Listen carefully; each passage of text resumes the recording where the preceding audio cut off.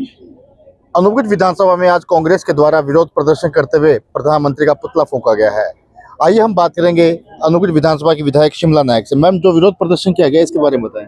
हमारे जो अखिल भारतीय कांग्रेस कमेटी और राजस्थान प्रदेश कांग्रेस कमेटी के दिशा निर्देशानुसार वर्तमान में जो हमारे गैस की और जो डीजल पेट्रोल की किल्लत आ रही है, उसको लेके हमारा आज विरोध और प्रदर्शन था कि वर्तमान में जो हम ईरान और इजराइल और अमेरिका की जो हालात आप देख रहे हो, जो लड़ाई चल रही है वहाँ पे, क्योंकि ईरान से हम लगभग 60% कच्चा तेल और 50% तेल है जो समुद्री मार्ग से हम आयात करते हैं, लेकिन आज वो चौपट पड़ा है। बहुत से हमारे टैंकरे वहाँ फंसे पड़े हैं। तो जो मांग है जनता की, वो जो मांग के अनुसार हमारी पूर्ति नहीं हो रही है। तो जहां भाजपा की जो सरकार है बिल्कुल जहां विफल हुई है, तो उसको लेके आज हमारा विरोध और प्रदर्शन था इसको लेके। मैडम, जैसे कि इन दिनों सोशल मीडिया पे एक चीज काफी वायरल हो रही है कि लोग पुरानी जो 20 साल पहले की जिंदगी थी उससे जीने के लिए मजबूर हो गए, स्टोव निकाल रहे हैं, चूल्हों पे लकड़ियां जला रहे हैं आटा रोटी बनाने के लिए। हाँ, तो बिल्कुल है। अब जो हमारे उपले बनाते थे गोबर से, जो लकड़ी है उसको लेके आप सोशल मीडिया पे देखिए ना किस तरह से महिलाएं रो रही हैं। एक वीडियो मैंने देखी, उसमें तो 2,500 से 3,000 का सिलेंडर मिल रहा है। वो बोले हम सर्विस करें कि बच्चों को खाना बनाएं कि लाइन में लगकर हम सिलेंडर की इसकी व्यवस्था करें। अभी शादी ब्याह के साए है, जो गैस पे हमारी गाड़ियां चल रही थी वो रुक गई है। छोटे जो हमारे व्यवसाय हैं, जो होटल में काम करते हैं वो रुक गए। जो हमारे रसोइयों में चाहे मिड डे मील का था, चाहे और तो वो खाना बनाने की व्यवस्था थी, पूरी की पूरी चौपट हो चुकी है। तो जहां पूरी की तरह भाजपा की जो सरकार है पूरी की पूरी विफल हुई है, क्योंकि ईरान और रूस हमारे अच्छे मित्र थे, लेकिन अमेरिका से ये पता नहीं क्यों डर रहे हैं प्रधानमंत्री जी, समझ से परे हैं। क्यों उसका इतना ये दबाव बना रहे हैं वो हमें समझ में नहीं आ रहा है। जबकि भारतीय संविधान, भारत हमारा संप्रभु राष्ट्र है, हम सर्वे हैं हमारे आंतरिक और हमारे जो विदेशी निर्णय उनको लेने के लिए हमारे ऊपर कोई शक्ति नहीं है।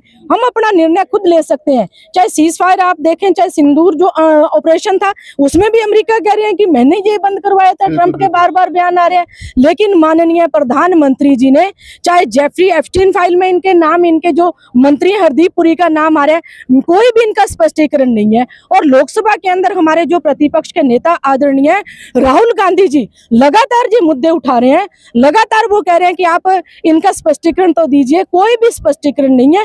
लेकिन किस तरह से ट्रंप ने इनकी जो गर्दन है वो मरोड़ रखी है, लेकिन इनका खामियाजा पूरा हिंदुस्तान की जनता भुगत रही है।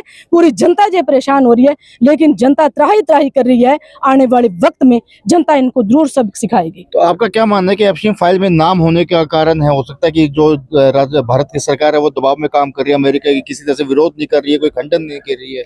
अब वही तो कह रहे हैं ना, भी जब आरोप लग रहे हैं तो सरकार खंडन करे। हमारा नहीं था जेफरी एप्स्टीन के, देखो आपने सोशल मीडिया के माध्यम से कितने मेल देखे होंगे आपने, अंबानी का देखा, इंस्टाग्राम पे रील वायरल हो रही है। किस तरह से वो आदमी छोटी बच्चियों को डुबो रहे कर रहे।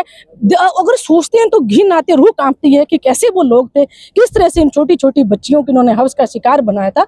अगर नहीं है तो स्पष्ट करे जनता को। फिर अमेरिका से दबाव क्यों? मुझे ये नहीं मान में आ रहा कि अमेरिका का राष्ट्रपति ट्रंप जैसे कह रहे वैसे हमारे प्रधानमंत्री कर रहे हैं, उसका रीजन तो बताए ना। आप स्वतंत्र निर्णय लीजिए, क्यों अमेरिका से डर रहे हो? तो डरने की कहाँ जरूरत है? तो भारत एक शक्तिशाली देश है, सबसे बड़ा देश है। आंतरिक और जो हमारे विदेशी निर्णय हम खुद लेने में सक्षम है, संप्रभु राष्ट्र है, हमारे ऊपर कोई ताकत नहीं है। लेकिन जो दबाव है वो हमें भी समझ नहीं आ रहा कि किस तरह से नरेंद्र प्रधानमंत्री जो हमारे आदरणीय नरेंद्र मोदी जी हैं, वो अमेरिका से डर रहे हैं और उनके दबाव में सारे के सारे निर्णय ले रहे हैं। ईरान का राष्ट्र अध्यक्ष जब उस युद्ध के दौरान मारा गया तो उसका पूरा परिवार, एक शोक संवेदना भी व्यक्त हमने नहीं की थी, जबकि वो हमारा बहुत अच्छा एक मित्र था।